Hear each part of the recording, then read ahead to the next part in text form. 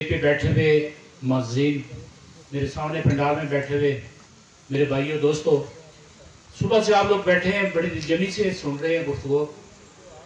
तो आज मैं मुबारकबाद पेश करता हूँ खिज़र रफ़ीक साहब को कि इन्होंने बिला तखसीस जमात, बिला तखसीस की बिला सियासी कारकुनों को बुलाया है और ये सारे लोग यहाँ मौजूद है, अपनी अपनी बात कर रहे हैं।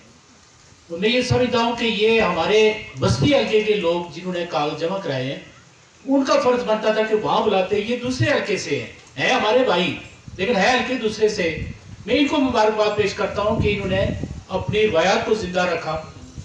राजा रफीक साहब महरूम, उन्होंने बेड़ा उठाया बस्ती का, थे बिछंगी के, लेकिन हमारी नुमाइंदगी उन्होंने की। उस वक्त से लेकर आज तक हमारी नजरें इनसे लगी हुई है। सच्ची बात तो यह है कि हमारा रिश्ता ताल्लुक अपनी जगह इनके साथ, लेकिन 35 साल से हमारा इनसे सियासी लगाव भी है। जब राजा रफीक महरूम इलेक्शन लड़े तो मुझे याद है कि पीर पाड़ा साहब महरूम और सुदन गली पे ये एडवोकेट इब्राहिम साहब, ये यहाँ से चले जाते थे। सड़कें नहीं थी उस वक्त, आजकल तो ऐसी है सड़कें हैं। ये चले जाते थे पैदल और फिर कपड़े साथ लेके जाते थे। 3 दिन के 4 दिन के बाद वापस आते थे और वो कपड़े वहीं चेंज करते थे, कोई सिस्टम नहीं होता था। और वो भाई साहब वाला जो सीकर है वो बड़े साफ सुथरे, और ये बिल्कुल जिस तरह जिस्म में ही साफ रख लेते, गुफ्तगू भी उनकी, जहन भी साफ। कपड़े कभी 2 दिन से ज्यादा वो नहीं पहनते थे, तीसरे दिन उतार देते थे। लेकिन हल्के में कोई इंतजाम नहीं था, कपड़े अपने साथ लेके जाते थे। उस वक्त से लेके हमारा राजा रफीक साहब की फैमिली से ताल्लुक है, बैठना है।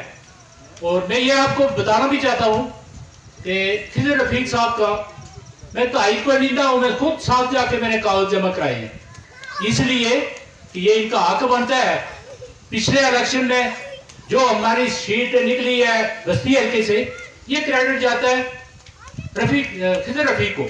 कोई माने ना माने, ये क्रेडिट इनको जाता है। वो भी इनकी नाराजगी अपनी बरादरी के अंदर ही बाकी भी हुई, ये कर गया वो कर गया, बात अपनी जगह दुरुस्त। लेकिन एक बात मैं आपको बताऊं कि इलेक्शन के 2 माह बाद खिज़र रफीक ने अपना ऑफिस बना लिया था हमारे कम्युनिटी हॉल के साथ ही।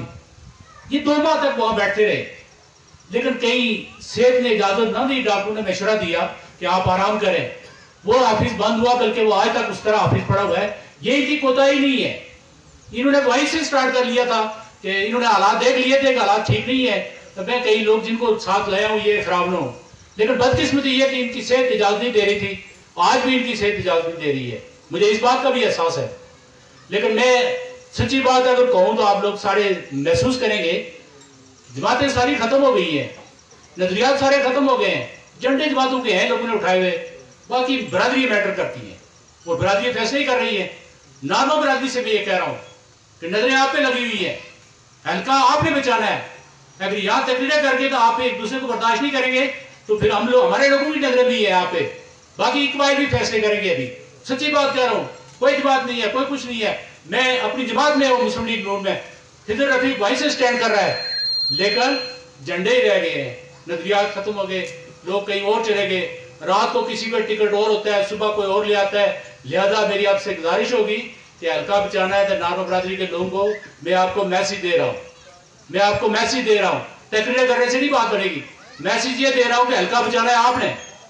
अगर आप बचा सकते हैं तो ठीक है, नहीं तो फिर लोग अपने अपने फैसले करेंगे। फिर उसको कितना कहना कि हमारा कसूर नहीं है, कसूर सारा आपका हो। ये मैं आपको बरबला कहता हूँ।